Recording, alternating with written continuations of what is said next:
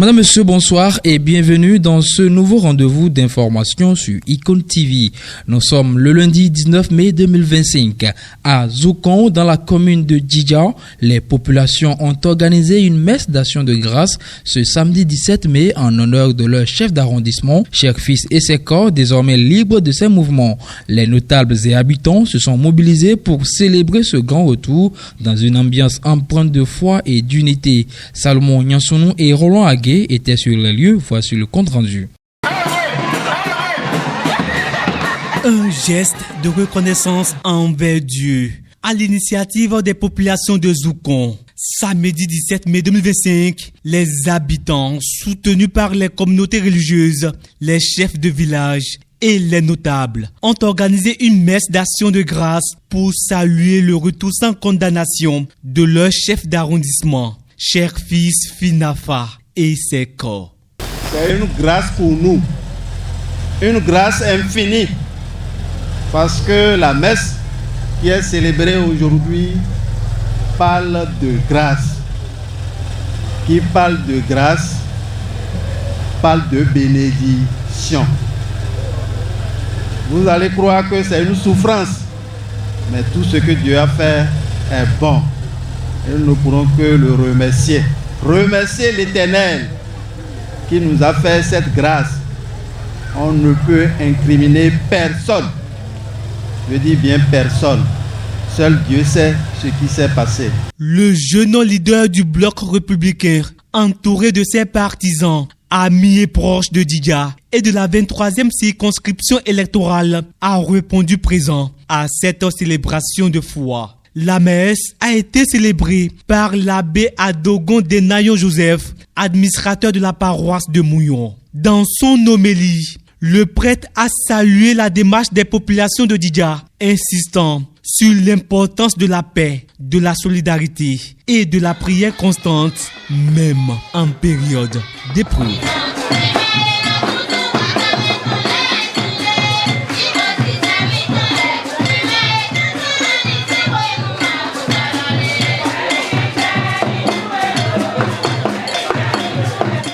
Toutes les confessions religieuses présentes ont élevé la voix vers le ciel pour glorifier Dieu, le seul vrai pédagogue qui façonne, enseigne et relève.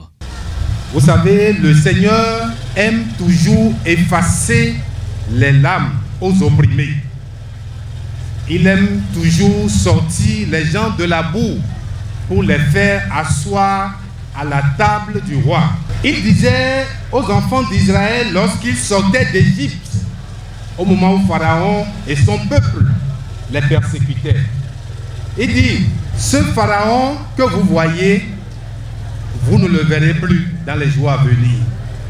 Donc gardez le silence et moi l'Éternel, je combattrai à votre place. Qu'est-ce que je voudrais dire par là? Je voudrais encourager notre CA à toujours compter sur Dieu, à se confier à lui, et le Seigneur combattra pour lui. Mais à partir de nous, mais faut non pour des, mais faut et non pour des. Et ça va abonder pédia, à dans mon corps de sang pour pédia. Tout me midéo, mais de quoi il te fosse au son conflit, tout bien il te fosse au, et waewa, mano ficon, mano sikon. Mano akwekon, pour Tito na yeton, et la doucan, pour tout cabo et cacatissa. Bon, loué, mais pour les totole, non totole, et ma peu boblo ayon, et un bleu bidon sur mon tomé. Durant cette épreuve désormais derrière lui, Cherfils Finafa Essekor confie avoir gardé sa foi intacte. De profonds sentiments de gratitude exprimés à tous ceux qui, dans l'ombre comme dans la lumière, l'ont soutenu moralement et spirituellement. Permettez-moi de rendre gloire à Dieu Tout-Puissant, source de vie, de justice et d'espérance. S'il m'a permis de traverser cette épreuve, c'est qu'il a encore un dessein pour moi. Je voudrais, avec tout le poids de mon cœur, remercier mes géniteurs pour votre prière constante et votre dignité silencieuse face à l'adversité. Vous avez été mes piliers dans l'obscurité. Mes remerciements vont également au président de la République du Bénin, Son Excellence, Monsieur Athanase Guillaume Patrice Talon.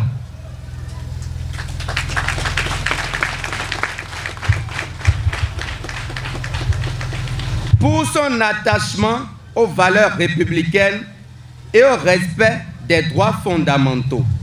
Que Dieu le bénisse et le guide toujours pour la paix et la stabilité de notre nation. Je remercie chaleureusement le conseil communal de Djidja pour son soutien moral, son engagement constant pour l'unité et la solidarité. À mes collègues élus de la 23e circonscription électorale, je vous remercie pour vos marques de fraternité, vos messages d'encouragement, votre présence à mes côtés. À vous, vaillante population de Djidja et des environs. À mes proches, amis, frères et sœurs, je vous dis merci. Vous avez été la voix de ma liberté. Vous avez été le battement de mon cœur quand il s'affaiblissait. Je n'oublierai jamais. Cette épreuve n'a fait que renforcer ma foi, mon courage et ma détermination. Je me tiens devant vous aujourd'hui plus fort, plus éveillé et plus engagé que jamais. Je prends ici l'engagement solennel de continuer à œuvrer pour le développement de notre localité, pour l'inclusion de tous et pour la prospérité commune. Rien ne m'arrêtera dans mon devoir envers vous, chère population de Zoukom. La célébration s'est achevée sur une note festive marquée par des messages de félicitations, des chants et des prières de bénédiction pour le développement de Zoukom.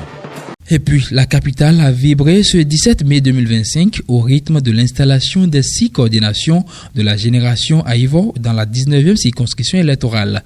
Militants et sympathisants venus nombreux ont exprimé leur attachement à la vision du professeur Frédéric Joël Aïvo dans une ambiance de ferveur et d'engagement pour un Bénin de justice et d'espoir. Une mobilisation de militants et sympathisants conquis par la vision, l'engagement et la ténacité d'un homme, le professeur Frédéric Joël Aïvo. Venus de tous les arrondissements de Porto Novo, ces hommes et femmes déterminés ont tenu à saisir l'occasion de l'installation officielle de leurs coordinations respectives pour réaffirmer leur détermination à soutenir le professeur Joël Aïvo.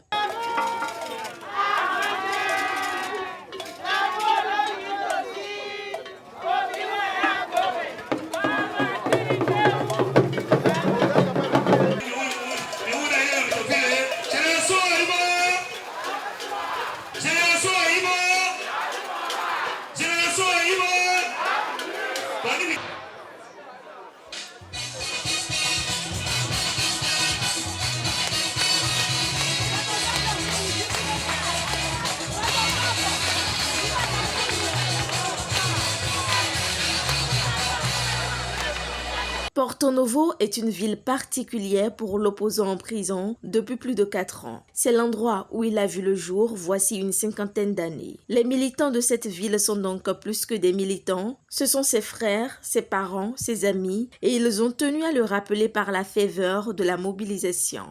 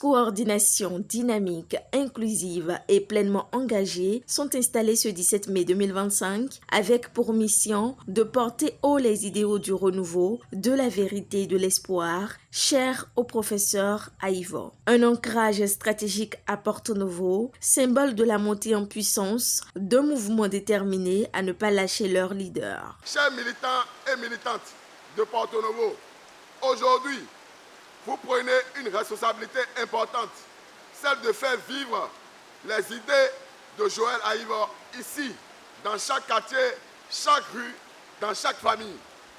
À ceux qui ont accepté de prendre les commandes de cette ville, de cette coordination, je vous adresse mes félicitations et mes encouragements. Votre mission sera noble, mais exigeante. Je vous invite donc à rester mobilisés, rester unis, car la route est encore longue. Mais la victoire est au bout de l'effort. Population de Porto Novo, nous vous remercions du fond du cœur. Oui, nous remercions nos têtes couronnées pour vos prières et libations en faveur de notre leader. Merci. Oui, nous remercions Mr. Okeke pour son soutien permanent.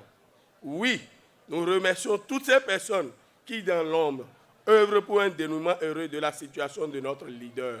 Un grand merci à cette jeunesse qui est en train de prendre ses responsabilités, car désormais, c'est nous, Porto Novo. Malgré les vents contraires, debout comme un seul homme, les membres de Génération Aïvo restent fermes, unis et confiants. Leur combat, c'est celui d'un Bénin nouveau, bâti sur le courage, la justice et la dignité. Soyez rassurés que tous vos messages, vos prières et tous les marques d'attention et de soutien que vous lui envoyez lui parviennent. Croyez-moi, le professeur tient le choc de la prison parce qu'il sait que vous êtes là, debout à ses côtés, et que malgré tout, vous priez pour lui et sa famille. Il sait qu'il peut compter sur vous. Soyons prêts, les amis, soyons prêts pour le défi qui arrive devant nous. Soyons prêts.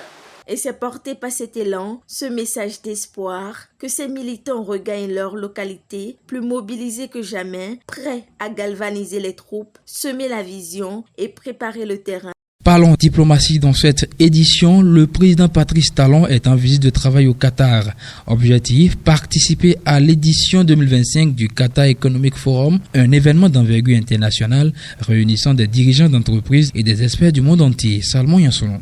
Patrice Talon a foulé le sol qatarien ce dimanche à bord d'un vol pour une visite de travail de 3 jours. Au cours de son séjour, le chef de l'État béninois sera l'hôte privilégié de l'émir du Qatar à la cérémonie d'ouverture de l'édition 2025 de Qatar Economic Forum. Un événement majeur rassemblant des dirigeants d'entreprises, des experts du monde entier. Ce forum offre une plateforme privilégiée pour discuter des opportunités d'investissement, des projets de développement et des initiatives de coopération économique. Organisé chaque année à Doha au Qatar, le Qatar Economic Forum est une plateforme internationale de haut niveau qui vise à positionner le Qatar comme un acteur clé du dialogue économique mondial. Soutenu par Bloomberg, le forum rassemble chefs d'État, promoteurs d'entreprises, économistes, investisseurs et décideurs politiques autour de thématiques cruciales telles que la transition énergétique, l'innovation technologique, les chaînes d'approvisionnement, la finance durable et les enjeux géopolitiques. Le forum agit comme un catalyseur de coopération économique en offrant une plateforme d'échange entre l'Orient et l'Occident. Il permet au Qatar de renforcer sa diplomatie économique, d'attirer les capitaux étrangers et de projeter son image de hub stratégique pour les affaires au Moyen-Orient. Pour les participants, c'est une opportunité de networking, d'analyse des tendances mondiales et de prise de décisions stratégiques dans un environnement instable. Durant le séjour du chef de l'État béninois, il est aussi annoncé plusieurs rencontres et visites importantes.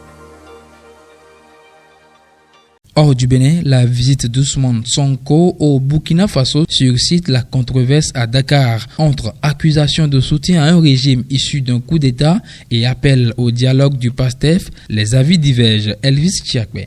Le déplacement du Premier ministre sénégalais Ousmane Sonko au Burkina Faso les 16 et 17 mai 2025 continue de faire des vagues à Dakar. Officiellement présentée comme une visite d'amitié et de travail pour renforcer la coopération économique et sécuritaire entre les deux pays, cette initiative est perçue par certains comme légitimation des autorités burkinabées issues d'un coup d'État. Pour le Yoro Dia, ancien porte-parole de Macky Sall, il s'agit d'une erreur politique. Selon lui, le Sénégal devrait plutôt exhorter les dirigeants de l'Alliance des États de Sahel, formés avec le Niger et le Mali, à restaurer l'ordre démocratique. À l'inverse, le PASTEF, parti de Sonko, défend une stratégie de dialogue. L'extension de la CEDEAO ont montré leurs limites et ont surtout pénalisé les populations, a laissé entendre le député Amadou Ba, appelant à un calendrier de transition. Au Ghana, les services d'immigration ont procédé ce 16 mai 2025 à l'arrestation des migrants illégaux issus des pays d'Afrique de l'Ouest. Le pays entend assainir les villes et lutter contre l'insécurité grandissante qui plane dans la sous-région. Plus de 2000 migrants illégaux issus du Mali, du Burkina Faso et du Niger sont arrêtés et sommés de quitter le Ghana. Une réponse à l'inquiétude que suscite la mendicité organisée dans les rues d'Accra, selon le ministre de l'Intérieur, Moutaka Mubarak. Il évoque notamment un risque pour la sécurité nationale. Après leurs interpellations, ces personnes ont fait l'objet de contrôles de sécurité et d'examens médicaux. L'intensification de l'activité terroriste au Mali, au Burkina Faso et au Niger sera aussi pointée du doigt. Une information sportive pour boucler cette édition. L'Afrique du Sud s'offre son premier sacre à la CAN U20 en s'imposant face au Maroc 1-0. Une revanche historique pour les Sud-Africains, 28 ans après leur défaite en finale de 1997. L'Afrique du Sud a remporté ce dimanche 18 mai sa première Coupe d'Afrique des Nations U20 en venant à bout du Maroc. Ils ont attendu 28 ans avant de prendre leur revanche. Dimanche 18 mai, en finale de la Coupe d'Afrique des Nations U20 disputée en Égypte, les Sud-Africains défiaient les Marocains. Un remake de la finale 1997 remportée par le Maroc. Dans ce match qui s'est longtemps fait attendre, c'est l'Afrique du Sud qui a pris le dessus sur le Maroc. Grâce à un but du milieu, Komo Melo Kekana, à la 70e minute. Une victoire sur la plus courte des marges dans une rencontre légèrement dominée par le Maroc qui n'a pas su trouver la faille malgré 15 tirs. L'Afrique du Sud remporte ainsi sa première Coupe d'Afrique des Nations U20 et prend confiance à quelques mois de la CAN au Maroc en décembre 2025 et janvier 2026. Madame, Monsieur, ainsi s'achève cette session d'information. Merci de préférer Icon TV. Retrouvez toutes ces informations et bien plus encore sur nos plateformes numériques. Portez-vous bien.